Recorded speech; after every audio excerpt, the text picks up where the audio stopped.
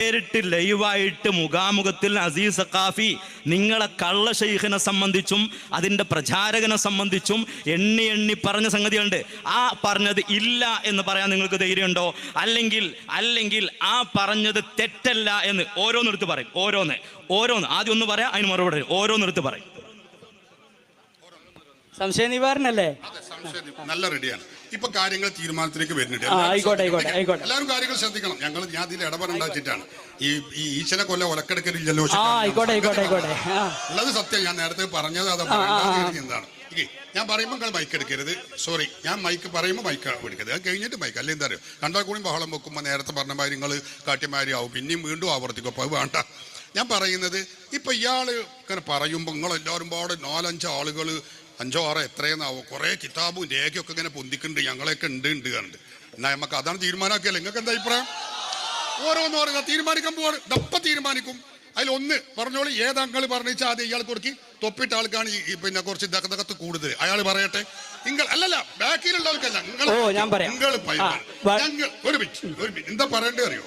ഇവിടെ ഇപ്പൊ ഇയാൾ എണ്ണി പറഞ്ഞു. ആ പറഞ്ഞതിൽ ഇന്നത് തെറ്റാണ്, അങ്ങനെ ഞങ്ങൾക്ക് വാദമില്ല.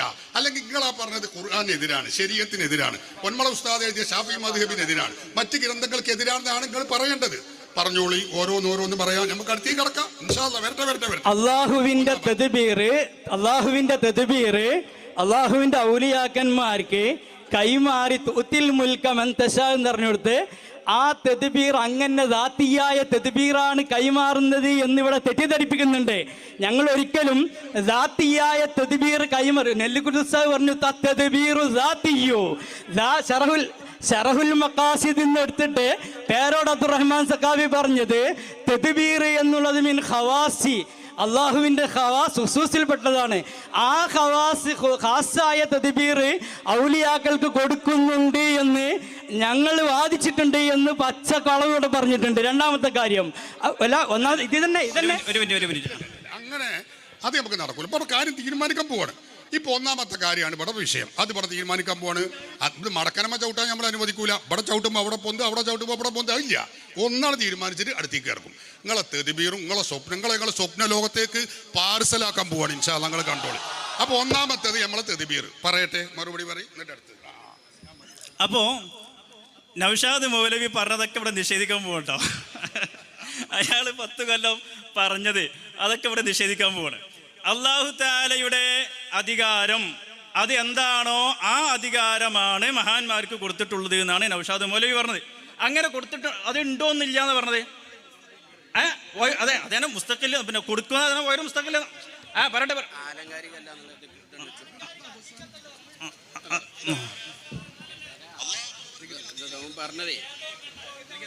അവരാണിവിടെ ലോകത്തിന്റെ തദ്ബീർ അല്ലാഹു അധികാരം നൽകി നിയന്ത്രിക്കുന്നവർ എന്ന് പറഞ്ഞാൽ അതൊരു ആലങ്കാരിക പ്രയോഗമല്ല, മജാസിയായ പ്രയോഗവും അല്ല. യഥാർത്ഥത്തിൽ തന്നെ ഇവിടെ നിയന്ത്രിക്കുന്നതും ഭരിക്കുന്നതും മടവൂർ ശൈഖുനയാണ്. അതാണ് പറഞ്ഞത്. മറ്റേ നൗഷാദ് പറഞ്ഞത് ആലങ്കാരിക പ്രയോഗമല്ല. ഇയാള് പറഞ്ഞത് എന്താണ്? ദാത്തിയായതല്ല എന്നതിന്റെ മലയാളമാണ് ആലങ്കാരിക പ്രയോഗമല്ല എന്നുള്ളത്. തീരുമാനമായി. ഞാൻ അടുത്തത് പറയും. ഒരു മിനിറ്റ്. അപ്പോൾ നമ്മൾ നേരത്തെ ആദ്യം ഞാൻ പറഞ്ഞത് ഈ മൊബൈൽ വാദമാണല്ലോ, അതും കൂടി ഒന്ന് കേൾക്കി.